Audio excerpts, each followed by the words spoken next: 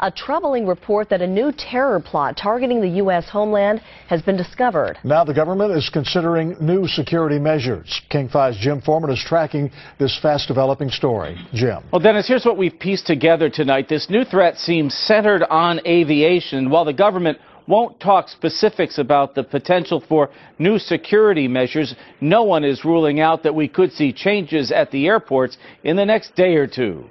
A number of high-ranking security sources say the threat is based in Yemen but targets the U.S. homeland. Another source says the level of concern is, quote, measurable.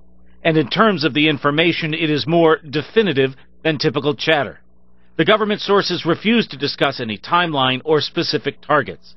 NBC News quotes one intelligence official as saying the government is now considering whether additional security measures should be imposed. Still, aviation security is already ramped up following the underwear bombers' failed attempt to bring down that Northwest flight on Christmas. Still, just yesterday it was revealed Canada has issued a new security bulletin to its airports. The head of the Transport Ministry says this new intelligence has him concerned. At the same time, I think what people want is take the security threat seriously. At the same time, use a lot of common sense. Now, Canadian media is reporting that as many as 20 Yemeni terrorists may be attempting to get into the U.S. through Canada. And that is in part what has prompted that country's beefing up of its airport security.